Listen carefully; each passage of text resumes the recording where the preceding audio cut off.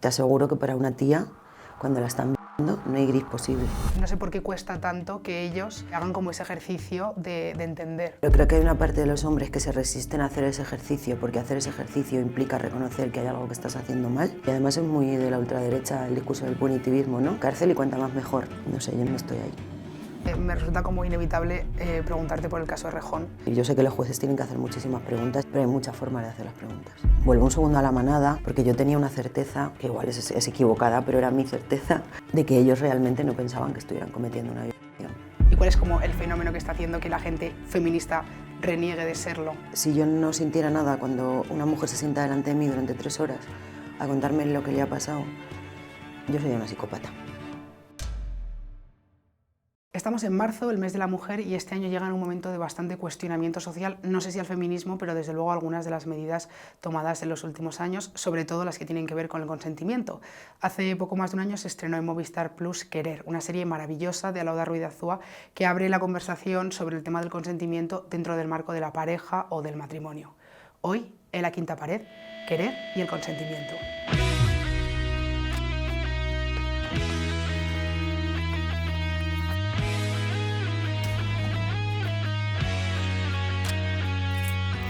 La Quinta Pared.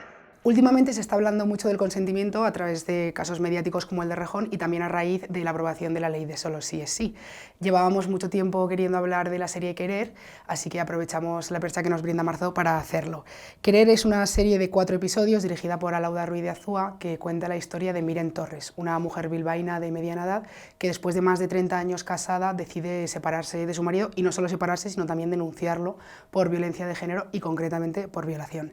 Es una serie que, bueno, en mitad del ruido mediático y de la batalla política, creemos que pone un poco de luz sobre los matices que a veces se pierden cuando se habla de las cosas a golpe de polémica, y que además es interesante porque profundiza en esa violencia invisible o bueno, más difícil de ver, que es la que sucede en la intimidad de una pareja. Para hablar de consentimiento, de feminismo y bueno, de algunas polémicas que están sacudiéndolo todo últimamente, hoy tenemos con nosotros a una de las voces más influyentes del periodismo feminista en España. Es corresponsal de género en El País, es la autora de Violadas o Muertas, también fue asesora en Jauría, la obra de teatro sobre el caso de la manada, y como digo, es una de las voces más influyentes del periodismo, de la información y de la lucha feminista en España. Isabel Valdés, ¿cómo estás? Hola, ¿cuántas cosas soy? Sí, sí, y además lo has dicho como muy rápido. Sí. Pero bueno, ¿qué tal? ¿Cómo estás? Bien, cansada. En marzo siempre estamos cansadas. Claro, esta es una semana de mucho curro para ti, así que te agradecemos especialmente, como te decía antes, que hayas hecho un huequito para nosotros. Y de hecho yo quería empezar preguntándote, luego entraremos en Querer, pero creo que la pregunta es obligada. Este verano se cumplirán 10 años del caso de la manada. Tú tuviste ahí mucha, bueno, pues hiciste un trabajo, una labor muy importante, y quería, bueno, pedirte un balance de qué supuso ese caso y ahora que han pasado 10 años, un poco cómo ves la evolución que ha tenido España en temas de violencia y sobre todo de consentimiento y de violaciones. Pues voy a hacer este repaso antes que para mi propio periódico, porque... Mira, exclusiva. Sí, sí, no, claro, yo me di, o sea, siempre estás contando años, ¿no? Y siempre que pasa un tiempo determinado y además ha sido el tiempo suficiente como para poder tener una perspectiva, pues es importante hacer el análisis, ¿no? Yo hablaba estos días con mis compañeras cómo los últimos 10 años nos han servido de trampolín, ascenso, pico y bajada. O sea, cada vez los ciclos históricos son como más cortos, pasan más cosas en menos tiempo y da tiempo a que sucedan, joder, la hostia de avances legislativos, sociales, políticos en los últimos 10 años.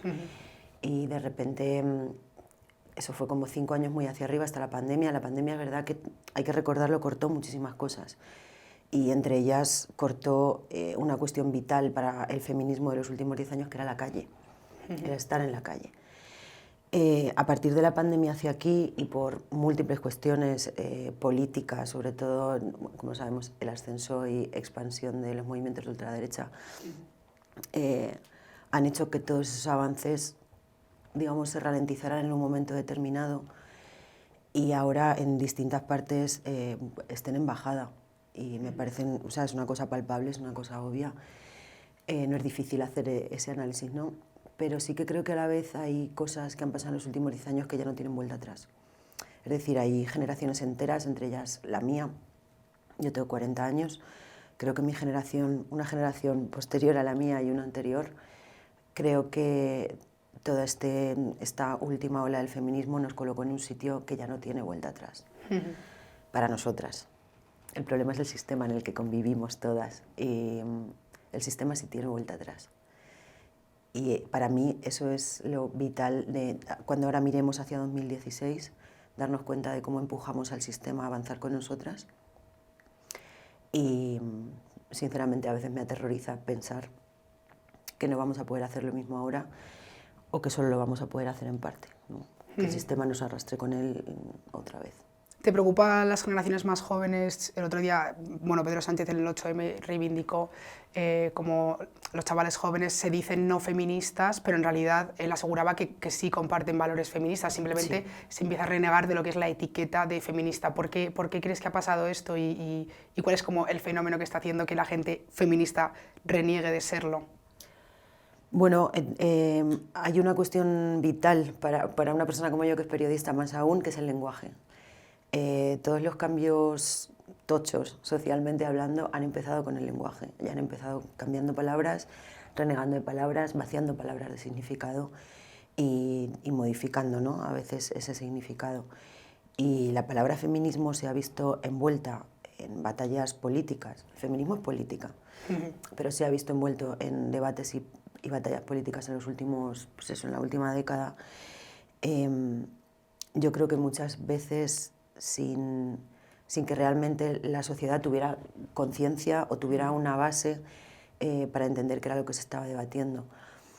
Y más allá de eso, hay una cuestión clara, que es que cuando el movimiento feminista va mucho más allá del movimiento como organización social, que es lo que es de base, y alcanza la política de la forma en la que lo ha hecho en España en los últimos 10 años, siempre hay un riesgo de que haya a quien no le guste. Esto pasa siempre, quiero decir, es una cosa muy obvia, la contrarreacción a los avances del feminismo. El problema es que se han juntado una serie de factores que han condensado muchísimo y muy bien, y han sabido arrastrar muy bien el hueco que ha dejado ese avance.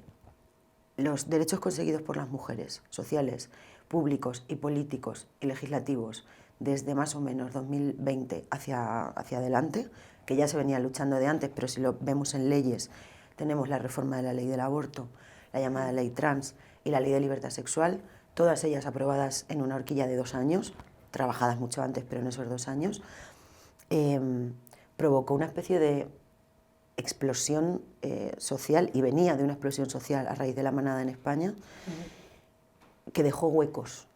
El feminismo, no dejó huecos el feminismo, sino que toda esa batalla dejó huecos por los que se fue colando el discurso de la ultraderecha. La reacción a esas políticas. Sí. Y creo que a lo mejor los medios tuvimos cierta responsabilidad, a veces lo pienso, en si hicimos suficiente pedagogía, si explicamos lo suficientemente bien qué eran esos avances, si nos molestamos lo suficiente en hacer entender que los avances de las mujeres no conculcan los derechos de los hombres, que proteger a las mujeres no desprotege a los hombres. No lo sé, lo pienso muchísimo, pero sí que creo que ha habido un aprovechamiento, y lo han hecho muy bien. O sea, el aprovechamiento ha sido exquisito y rapidísimo de todo lo que nosotras hemos caminado hacia adelante. Lo han cogido, lo están tergiversando, y es así. Ahora hablaremos, bueno, un poco más adelante hablaremos del tema del papel de los hombres, que creo que últimamente se está reivindicando más en la lucha feminista, pero me interesa mucho lo que dices del lenguaje, y también ligado a como la cobertura mediática que se ha hecho del feminismo y de la lucha feminista. Como hablábamos de la manada, tú dijiste que ya no te referías a la víctima de la manada como víctima de la manada, sino como ella. ¿Qué papel tiene la palabra víctima y por qué reconsideraste este término? Creo que la palabra víctima, como todas las palabras, depende mucho de quién la pronuncie, quién la escuche y en qué contexto se dé.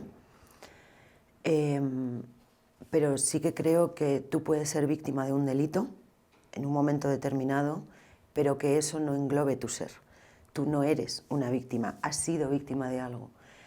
Pero es cierto que muchas mujeres que han sufrido violencia, que han sido víctimas de un delito específicamente, y casi siempre violencia sexual, son víctimas, pero no es solo lo que son. Entonces, muchas de ellas te piden que hables de ellas como víctimas de esa agresión, pero no como víctimas en general, porque son mujeres que siguen teniendo su vida, son mujeres a las que les sigue gustando desayunar, no sé, chocolate con churros o un café con tostadas, son mujeres que tienen sus proyectos de vida, que quieren cambiar de curro, que van a conciertos, que cenan con su familia, que viajan, o sea, no son solo una víctima. Y cuando usamos la palabra víctima, que en informaciones es inevitable porque estás hablando de violencia sexual o si estás, yo qué sé, escribiendo sobre una condena, un juicio, lo que sea, tienes que usar la palabra víctima, pero no solo. Entonces, llega un momento en el que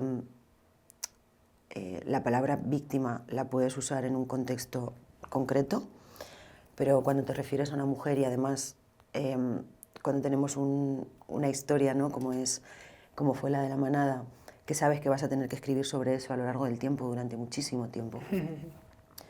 A lo mejor hay que dejar de usar la palabra víctima solo para referirse a esa mujer y simplemente fue la mujer que sufrió aquella violencia sexual. Pero es muchísimas otras cosas. Entiendo que para ella es un poco como reduccionista, ¿no? Es al final como ver cómo tu identidad se convierte en eso, eres la víctima de la manada, aunque no se sepa quién es y sea anónima, pues entiendo que tiene que ser duro no poder escapar, estar secuestrada en el término y no poder escapar de ese trauma y de ese caso tan heavy, la verdad. Adentrándonos ya un poco en Querer, creo que el gran tema de Querer es el tema del consentimiento dentro del marco de la pareja. Hace poco en Francia salía la noticia de que se había despenalizado, bueno, se había reformado la ley porque antes era una de las cláusulas de la ley conyugal el tema de las relaciones sexuales. ¿Crees que, no sé si legalmente, pero por lo menos culturalmente se ha dado por hecho que estar dentro del marco de una pareja y especialmente de un matrimonio da barra libre de sexo? Sí, o sea, tengo cero dudas. Sí, claro, en España también, Antes no existía la violación dentro de la pareja.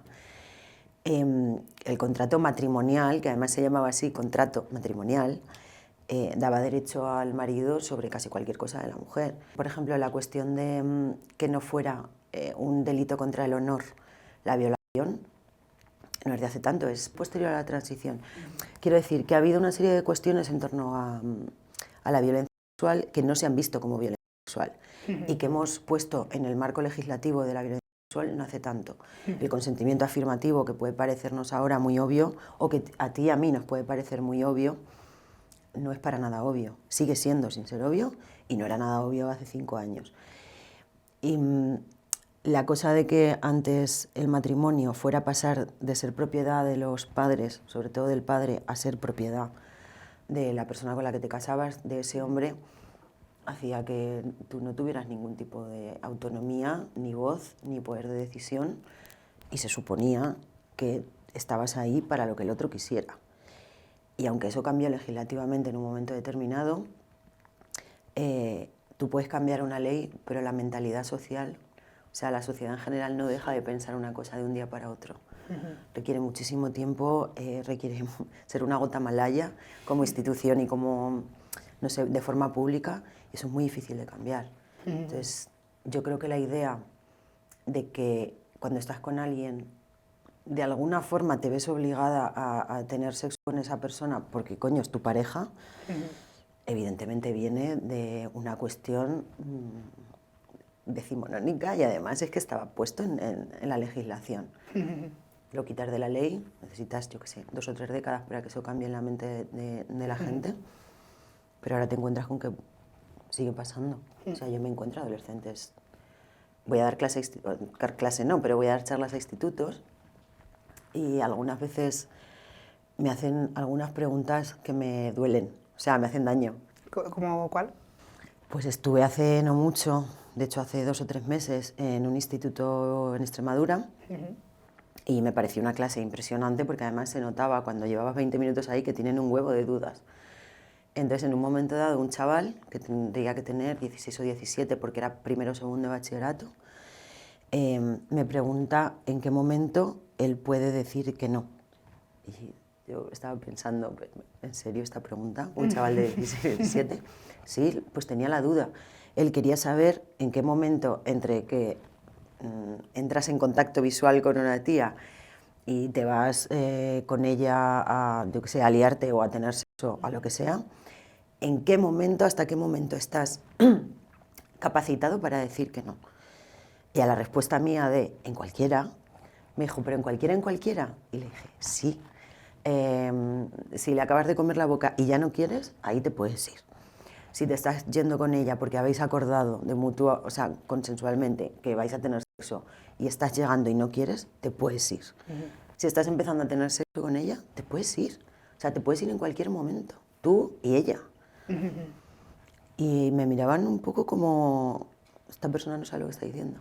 O qué fácil, ¿no? Lo que dice, pero qué difícil luego hacerlo. Tía, a mí eso me trastorna. Y de hecho una cosa que me parece súper interesante es que en la serie también muchas veces a la protagonista Miren le dicen, pero tú decías explícitamente que no, o sea, como que piden, exigen incluso los hijos una forma de que él entienda que no, y hay como esta pelea que creo que además los personajes la tienen mucho entre hombres y mujeres, de esas cosas se saben y los hombres es como, pues esas cosas no se saben, tienes que decir que no o tienes que oponer resistencia. ¿Crees que hay un problema de comunicación entre hombres y mujeres? ¿Hay una brecha de género con ese tipo de cosas? Bueno, que hay una brecha de género en el aspecto comunicativo, yo creo que claramente. Pero esto también tiene que ver, como todo tiene que ver con el sistema. Quiero decir, a nosotras esta cosa de los estereotipos de género son estereotipos pero funcionan. Es decir, las mujeres son más comunicativas, hablan más, expresan más sus emociones, etcétera, etcétera, etcétera, que no sabemos de memoria. Cuando tú eso lo llevas a las relaciones personales, ya sea de pareja, en los términos que sea, es evidente que también se reproducen. Entonces, cuando tú tienes enfrente a una persona que no quiere hablar, o que no habla, o que no expresa, y que además históricamente y sistemáticamente ejerce de alguna forma el poder sobre ti, siendo el otro un tío y tú una tía, es evidente que ahí hay un choque. Es decir, lo que para nosotras es muy obvio, para ellos no. Y esto, bueno, es peligroso porque en ello no jugamos muchas veces la libertad sexual, pero además es que, bueno, hablando claro, o sea, es una mierda para tener relaciones. Relaciones personales, relaciones emocionales y relaciones sexuales. A mí siempre me fascina cuando hablan de los grises, y yo entiendo que puede haber situaciones en las que existan grises, no digo que no existan, pero mi respuesta siempre es, te aseguro que para una tía, cuando la están violando, no hay gris posible. O sea, nosotras sabemos perfectamente diferenciar entre una violación y una situación gris. No somos imbéciles. Entonces, creo que ellos no. Y eso es lo que me preocupa y lo que siempre me ha preocupado. De hecho, vuelvo un segundo a la manada, porque yo tenía una certeza, que igual es equivocada, pero era mi certeza, de que ellos realmente no pensaban que estuvieran cometiendo una violación. Y eso es lo más peligroso. O sea, lo más peligroso que puede haber es una persona que no se dé cuenta y que no sepa y que no entienda como delito lo que es claramente un delito. Entonces, igual que pasa en la manada, pasa con maridos aquí en Singapur, en Bogotá y en Nueva York, señores que entienden que lo que están haciendo no es un delito porque creen que tienen derecho. Y de hecho, en la protagonista Miren, hay una frase que dice, que me la apunté, que dice, me di cuenta de que había normalizado el abuso. O sea, ella es una mujer de mediana edad que supongo que a raíz de los avances de la sociedad, pues empieza a identificar red flags. Y lo que me choca es, como dices, que ella sea capaz de, a pesar de haber crecido con unos valores, unos principios en una sociedad que era misógina, haya sido capaz de identificar cosas como red flags y hacer algo al respecto, y sin embargo el marido no. No sé en qué momento de la partida se han perdido ellos, o sea, no sé por qué cuesta tanto que ellos hagan como ese ejercicio de entender. Yo creo que hay una parte de los hombres, no sé en qué proporción, pero creo que hay una parte de los hombres que se resisten a hacer ese ejercicio, porque hacer ese ejercicio implica reconocer que hay algo que estás haciendo mal, y ese ejercicio es difícil para cualquiera. O sea, para mí también es difícil hacer un ejercicio de reflexión y tener que asumir que algo que he establecido como normal está completamente equivocado y que me estoy comportando de una forma errónea. Entonces, creo que por una parte es eso, por otra también el sistema es tal, o sea, el sistema está tan arraigado que es invisible. O sea, tú vives en ese sistema, tú y yo vivimos en ese sistema y ellos también. Entonces, lo que para nosotras de repente es eso, una banderita roja, que no es una banderita, es una banderaza como la de Colón, claro, para nosotras es eso, porque nosotras ya estamos sintiendo que algo nos violenta. Aunque las mujeres históricamente, y sobre todo, yo qué sé, pues nuestras madres, ¿no? Por ejemplo, nuestras abuelas, no fueran capaces de nombrar la violencia como violencia, ellas sentían que algo estaba mal. Nosotras sentimos cuando algo está mal, aunque no seamos capaces de verbalizar qué es. Y no lo verbalizamos hasta que no nos encontramos con otras que sí le han puesto nombre. Eso acaba llevando a tipificar un delito, ¿vale? Como es, por ejemplo, en este país la violencia machista o la violencia sexual de forma específica. Para ellos, que no lo sienten como algo que los está agrediendo, es mucho más difícil ver esa bandera roja, porque son ellos las banderas rojas. Entonces, identificar tu propio comportamiento como erróneo cuando para ti es natural y está naturalizado es mucho más complicado. ¿Qué pasa? Que aquí se abre un debate bestia, que es cuando el feminismo dice, ¿qué hacemos? ¿Tenemos que enseñar a los hombres o tenemos que quedarnos aquí y decir, oye, aprended vosotros igual que hemos aprendido nosotras? Y ese debate es complejo. Y no creo que esté cerrado ni que se vaya a cerrar. A lo mejor tú no quieres enseñar a un señor de 40 porque él ya tendría que tenerlo. O sea, una persona de 40 años tiene capacidad para reaprender si quiere. Ahora, igual un chaval de 12 no. Igual el feminismo sí que tiene que colocarse frente al chaval, con el chaval de 12, ¿sabes? Y creo que eso es algo que tampoco se ha hecho. ¿Das por perdida alguna generación? No, pues entonces Ya. me hago el harakiri. entonces no me levanto, o sea, me acuesto un día y no me levanto más. No, yo no creo que ninguna generación esté perdida y si hay algo que yo percibo cuando voy a hablar con chavales y que reconforta un poco porque si todo el rato estamos mirando solo las cifras y los estudios, lo que quieres de verdad es arrancarte los ojos. Pero cuando te sientas con ellos y hablas con ellos, te das cuenta de que en realidad muchísimos de ellos, que a lo mejor en una encuesta han dicho que están en contra del feminismo, que las mujeres han ido demasiado lejos, que esto es algo que se repite, no lo piensan y además no están ahí. Y lo único que hay que hacer es hablar con ellos. O sea, sentarse a hablar con ellos, escuchar también lo que tienen que decir y escuchar sus dudas. Porque yo probablemente no quiero sentarme delante de un señor blanco con poder a que me esté contando por qué él nunca ha acosado a nadie, porque me puedo reír en su cara probablemente.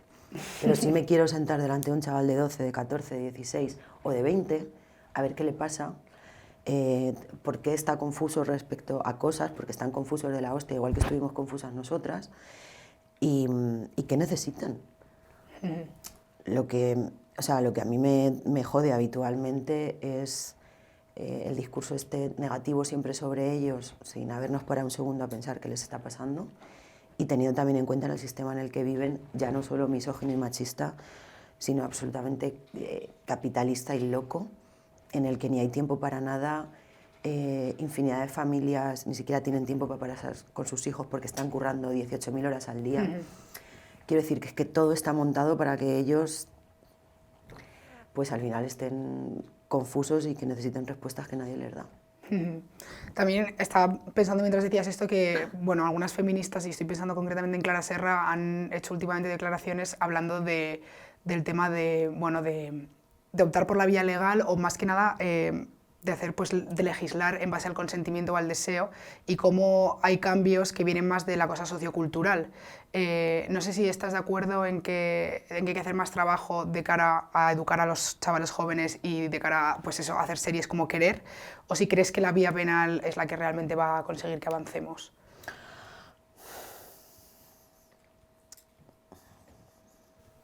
Vale, es que aquí tengo... mira, yo creo que creo que la legislación es esencial a la hora de que institucionalmente y por parte de un Estado se ponga nombre a las cosas y se puedan penalizar los delitos. Y creo siempre, y no lo creo, es así, cuando un Estado ha cambiado sus normativas, su cuerpo normativo para poner nombre a violencias, ha venido de una explosión en la calle y de una petición de décadas o de años, más o menos grande, pero siempre va por detrás. O sea, los estados y la justicia siempre va por detrás de la sociedad y esto es así. Ahora bien, yo, por ejemplo, que me dedico a hacer periodismo y que tengo mucho contacto con víctimas habitualmente, hay una cosa a lo largo del tiempo de la que me he dado cuenta, de que a muchísimas mujeres la ley no las repara y que más penas a violadores a lo mejor tampoco las reparan. Y que evidentemente los delitos tienen que ser castigados, pero yo en este caso no me coloco del lado del... Bueno, hay un feminismo punitivista y hay una sociedad punitivista, yo no estoy ahí. Creo que esa no es la solución a las cosas y de hecho cuando tú hablas con gente que sabe muchísimo, incluso con gente que trabaja en la judicatura o que trabaja de alguna forma en el sistema legal, te dicen, un juicio es el último paso para algo que una sociedad no ha sabido prevenir. Es decir, es la última cosa. No sé, es muy fácil el discurso y además es muy de la ultraderecha el discurso del punitivismo, ¿no? Cárcel y cuanta más mejor. Sí. Cárcel como soluciona todo. No sé, yo no soy, no estoy ahí. Justamente a mí de la serie una de las cosas que más me removió, y ahora que has dicho esto de que cuando has hablado con las víctimas te das cuenta de que, pues que no necesariamente lo que quieren es que vaya a la cárcel la otra persona, o sea, no el revanchismo, sino el castigo, es que creo que en el caso de la protagonista de la serie, también ella, la serie hace una diferenciación entre la victoria judicial y la victoria moral. Y ella tiene una necesidad muy grande, y se lo llama a decir a él, a su agresor, de que él lo reconozca. Dice, es que yo ya no sé si quiero que vaya a la cárcel, yo quiero que él lo reconozca, que él lo entienda, que es lo que hablábamos ahora de esa necesidad de, está muy bien, vas a la cárcel, pero de poco sirve si no entiendes lo que has hecho mal. Y en ese sentido, tú que has estado mucho con muchas víctimas de muchos casos, ¿cómo crees que les afecta a ella, independientemente de los procesos judiciales que son largos y muy difíciles, cómo les afecta ser reconocidas como víctimas y sobre todo reconocidos los agresores como agresores? Pues a ver, hablar así en general de víctimas y agresores para mí es muy complicado, porque no me he cruzado jamás a dos víctimas iguales. Es decir, cada mujer necesita una cosa, requiere tiempos distintos, hace peticiones distintas, se siente distinto frente al mismo delito, ¿no? Entonces, dicho esto, que es vital para mí que esto se entienda, que Sí. cada víctima es distinta, porque una víctima es una mujer, o sea, hay tantas víctimas como mujeres en este mundo. Creo que sí hay una cuestión que tiene que ver, creo que sí hay una cosa que las repara, que es que se reconozca de una forma u otra que sufrieron ese delito. Entonces, me he encontrado, por ejemplo, mujeres, y te voy a poner un ejemplo muy claro y muy conocido, Antonia Delate. Antonia Delate llevaba denunciando públicamente a esa persona décadas. No ha ido a un juicio. Un juez no se ha sentado, ahora digo, no se ha sentado con Antonia Delate y Lecchio delante y ha dicho, Lecchio, eres un agresor.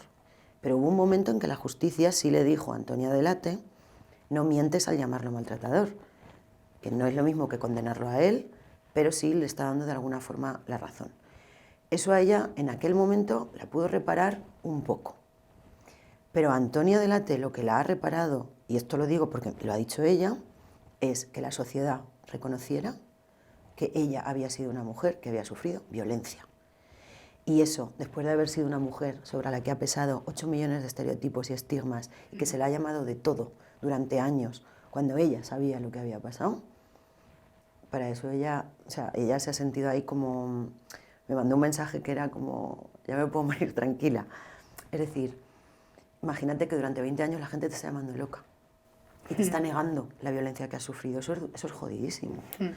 Entonces, ahora no ha sido un juez el que ha condenado a Lecchio, pero sí una cadena de televisión que lo protegió durante muchísimo tiempo, lo acabó despidiendo, y ella se ha sentido reparada socialmente, y eso es vital.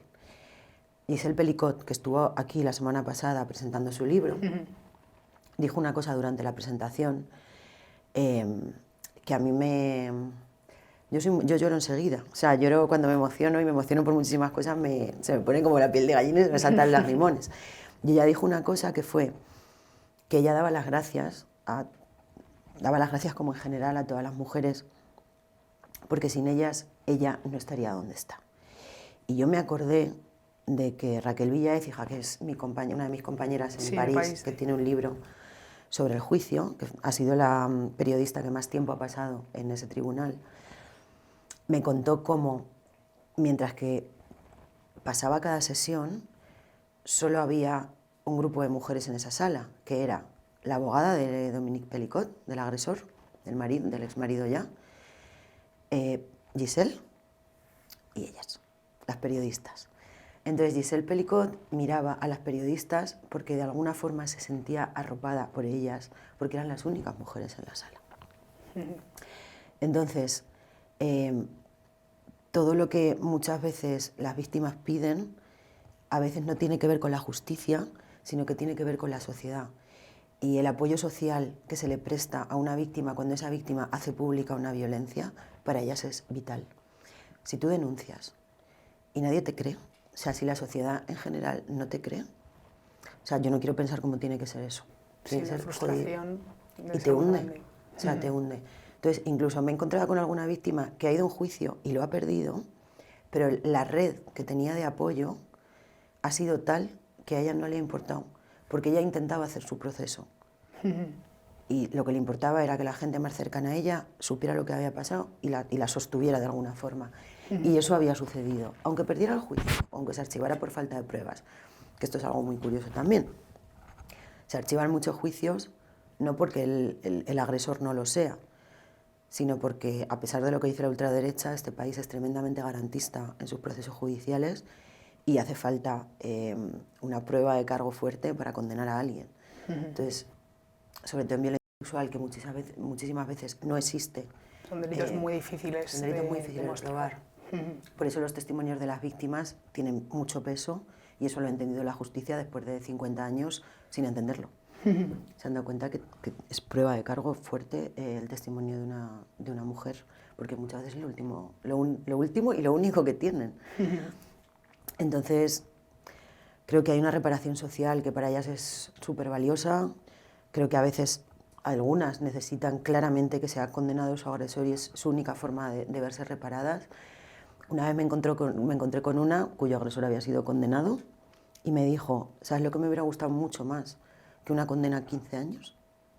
Que me hubieran tratado bien cuando puse la denuncia y que se me hubiera tratado en el juicio como si no fuera yo la persona que estaba en cuestión.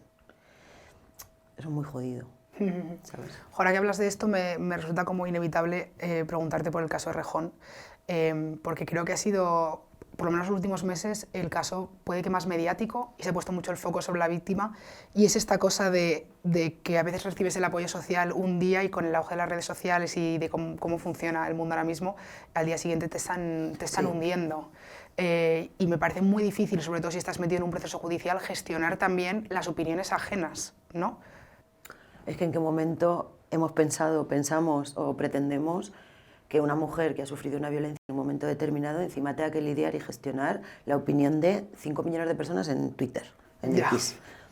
O sea, es que es muy loco. Y luego además que cuando tú te conviertes en una persona que denuncia y además quieres dar tu nombre y además sales y das tu cara y das tu voz y hablas, de repente cae sobre ti el peso de una cosa que yo pensaba que ya no pasaba, pero es evidente que sigue pasando, que es el rol de la víctima perfecta, que es cómo tiene que ser una mujer para que yo la crea, cómo tienes que comportarte, qué puedes decir y qué no, con qué tono, y dependerá de todo eso que yo, como individuo en su casa, detrás del ordenador, decida creerte o no creerte. Pues es jodido.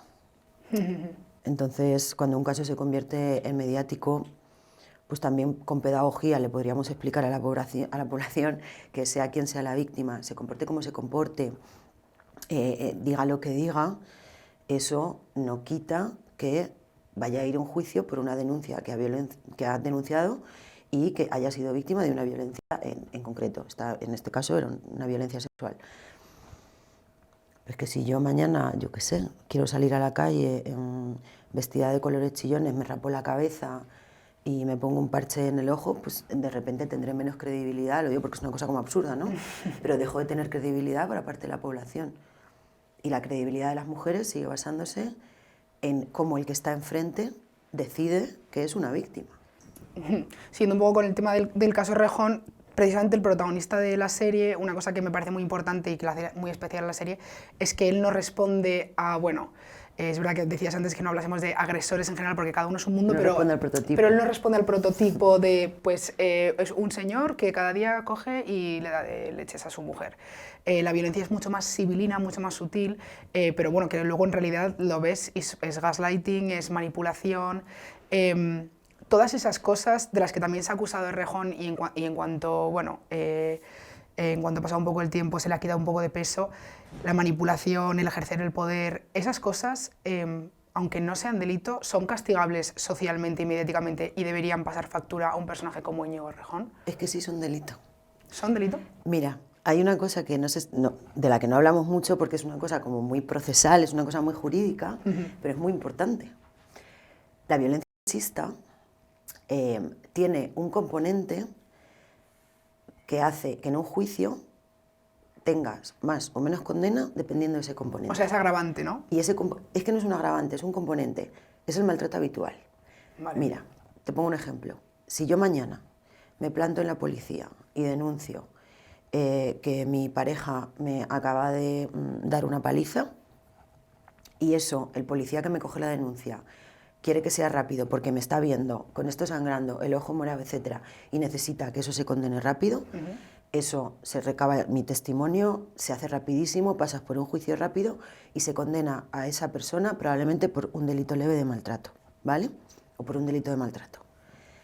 Pero si la policía quiere investigar y la víctima está dispuesta, que a veces las víctimas no es que no estén dispuestas, es que no pueden, no pueden o no quieren, o por no les da la gana, pero muchas veces no pueden. Si ponen sobre la mesa lo que les viene pasando, porque lo más probable es que la primera vez siempre va a ser la primera, pero cuando una víctima acude a la policía probablemente sea la quinta, la sexta o la número 35.000 que su pareja le ha pegado, ¿vale? La ha maltratado. Cuando te pones a investigar y puedes acotar y poner sobre la mesa un día, otro día, otro día, otro día, eso se llama maltrato habitual. Y el maltrato habitual es lo que hace que suban las condenas. Y dentro de ese maltrato habitual, no siempre hay una violencia física, pero siempre, siempre, siempre hay una violencia psicológica.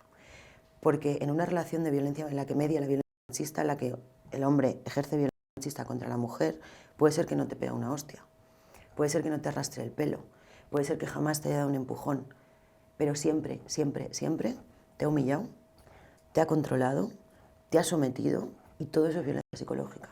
O sea, eso que hablamos del gaslighting, la violencia sutil que no se ve, pero sí, eso ya es demostrable judicialmente. Y esa violencia existe y se llama violencia psicológica.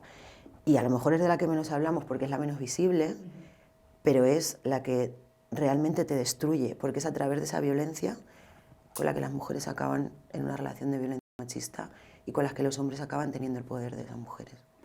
De hecho, hay una violencia muy concreta en la serie que también me hizo pensar mucho, que es cuando le exigen y le preguntan a la víctima si ha dicho que no a las relaciones, ella explica, es que si no lo hacía se enfadaba.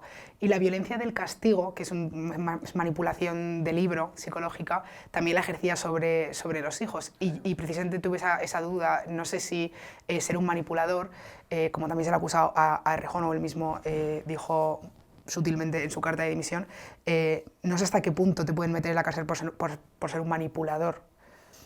Bueno, hay una diferencia entre ser un manipulador y ejercer violencia psicológica. Sí. Es decir, tú puedes ser una persona manipuladora que se lleve a otro a su terreno, pero cuando de forma reiterada, constante y repetida en el tiempo, y además mantenida en el tiempo, tú a través de la manipulación estás ejerciendo una violencia psicológica que está haciendo daño. O sea, es que esas secuelas son reales. Las secuelas emocionales, psicológicas y llegan a lo físico en las mujeres son reales. O sea, que una palabra hace muchísimo daño y una palabra repetida en el tiempo te puede hundir, literal. O sea, te despoja de todo lo que eres. Pero en el caso además de Errejón, hay una cosa que es el poder. O sea, cuando interviene el poder público, el capital político y social que tienen ese tipo de hombres, ¿no? Eso es una intersección ahí con la que es difícil, porque yo he escuchado a mucha gente decir, bueno, él tampoco estaba haciendo nada, no es que se estuviera aprovechando de su situación. Bueno, depende. porque yo puedo entender que hay hombres con mucho poder que no se aprovechen de la situación, pero si tú de forma repetida te estás aprovechando de tu sitio privilegiado para hacer daño a otras personas, ahí sí creo que hay un aprovechamiento. De todas formas, claro, el juicio de Rejón todavía no ha empezado. Claro. Yo sinceramente estoy deseando que comience para ver cuál es la aproximación de la justicia a este caso, porque lo que vimos, por ejemplo, cuando declaró la primera vez Elisa Mulliá, bueno, a mí me pareció terrorífico. Quiero decir, yo sé que los jueces tienen que hacer muchísimas preguntas y en instrucción se hacen muchísimas preguntas que son necesarias para saber si algo va o no va a juicio, pero hay muchas formas de hacer las preguntas. Entonces, no lo sé. Con este caso yo estoy un poco como, no sé si esperanzada o desesperanzada porque Se ha manoseado mucho, sí, sin haber empezado todavía. Sí, y al final todos los casos acaban sirviendo para algo. Me refiero a nivel social. O sea, tú como, bueno, pues como ciudadano o ciudadana estás viendo cosas y estás aprendiendo o desaprendiendo cosas. Entonces, pues no sé, tampoco sé cómo va a salir esto para ella, que ha querido al final seguir adelante. Tampoco sé quién es la otra señora que va... O sea, no sabemos quién es la otra víctima que ha acabado denunciando. No sé qué va a pasar. Hay casos complejos. Antes que decías lo de Giselle Pelicot, que yo sí que tenía la sensación, bueno, yo creo que mucha gente, de que Giselle Pelicot ha dibujado una línea, sobre todo a la hora de decir, pues eso, que la vergüenza tiene que cambiar de lado y a la hora de dar un paso al frente y salir pues, con toda la dignidad del mundo a dar la cara, por así decirlo. Yo pensaba cómo podía afectar esto a que la gente empezase a denunciar o bueno, avanzar hacia que las denuncias no fueran anónimas o que llegaran a hacerse las denuncias. Pero claro, en España, con el caso de Elisa Mulliá, es que estaba ocurriendo prácticamente a la vez, decía, no sé hasta qué punto es algo sobre lo que se vaya a avanzar en un futuro cercano. El caso de Giselle Pelicot creo que es paradigmático de una cosa y no es paradigmático de casi ninguna otra, y es que en este caso, primero, la mujer que denuncia es una mujer a la que socialmente, y hablo desde la sociedad con la visión de estereotipo, no se le puede reprochar nada. Una mujer jubilada que se había dedicado a trabajar, a su familia, no había nada que reprochar ahí.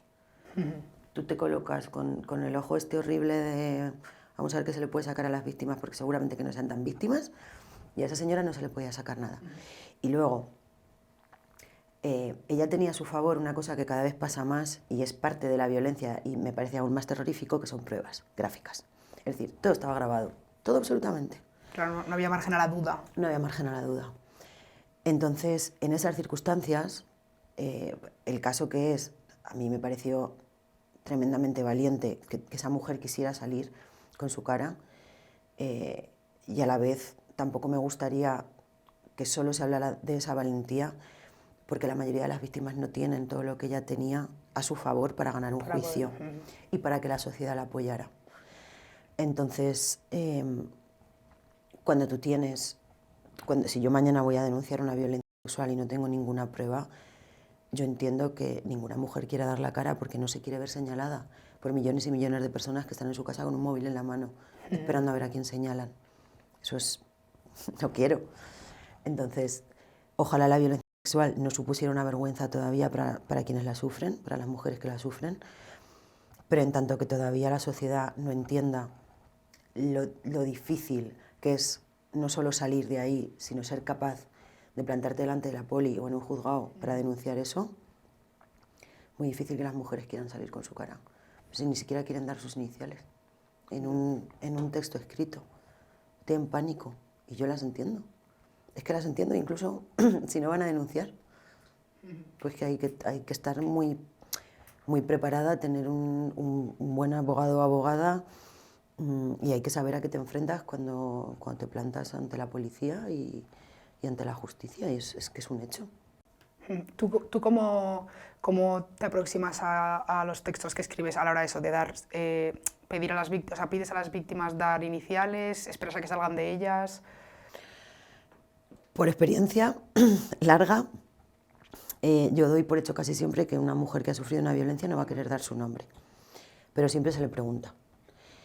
Normalmente la mayoría de ellas son ellas las que muy al principio te dicen no quiero salir con mi nombre, o no me importa salir con mi nombre, o usa mi segundo nombre y una inicial, o por favor no quiero ni que me pongas un seudónimo. Entonces se les pregunta porque es importante como periodistas hacer la gestión, porque es una gestión, pero ya a mí jamás se me ocurriría presionar a una mujer o decirle no, si no me das tu nombre no voy a publicar tu testimonio, porque es que hacer eso sería no entender nada de mi trabajo. Entonces, no, siempre se les pregunta, si ellas no te han avisado antes, casi nunca quieren dar el nombre. Y entonces les preguntas, ¿quieres que te ponga otro nombre? ¿Quieres una inicial? Como tú quieras se hace. Y siempre se hace como ellas quieren. ¿Y no es muy difícil no acabar involucrada además personalmente con...? ¿Con los temas? Sí. No sé, bueno, no sé, ahora ya me estoy yendo un poco por las ramas, pero no sé si a ti como periodista, entiendo que, bueno, justamente el caso de La Manada, que es brutal, me parece difícil no acabar, pues eso, teniendo una relación personal hasta el punto de, bueno, pues de involucrarte emocionalmente en algunas cosas pues bastante difíciles, supongo. Yo, esta pregunta que me la han hecho más veces y ha ido cambiando mi respuesta con el tiempo, ahora estoy en el... Si yo no sintiera nada cuando una mujer se sienta delante de mí durante 3 horas a contarme lo que le ha pasado, yo sería una psicópata. Es decir, no sé qué persona en el mundo puede enfrentarse a las historias que nos enfrentamos las periodistas que hacemos mi cartera y no sentir nada. ¿Quién sería yo? O sea, ¿qué tipo de ser humano sería yo, no? Claro que siento cosas y claro que lloro y me acuesto muchas noches muy preocupada por algunas señoras, me encabrono, yo qué sé, 50 veces al día, luego me siento a escribir y hago mi trabajo, que es escribir. Y es escribir no desde mi cabreo ni desde mi sufrimiento, sino desde la comprensión de esa violencia que esa mujer ha sufrido. Luego apago el ordenador y me pongo a llorar, pero es que me parece absolutamente lícito. No sé, hay una cosa que a mí no me gusta y que se ha enarbolado durante años, ¿no? De esta cosa del periodismo objetivo, frío y neutral. Pues mira, no estoy ahí. Objetivo no es nada en esta vida. Creo que lo mejor que podemos hacer es ser honestos con el trabajo que hacemos e intentar englobar la realidad lo mejor posible para explicarla lo mejor posible. Yo no puedo ser neutral ante la violencia, igual que no soy neutral ante la homofobia, igual que no soy neutral ante el racismo, y me parece una cuestión básica de ser un ser humano que piensa en los derechos humanos. O sea, ya está, no me parece una cosa loca.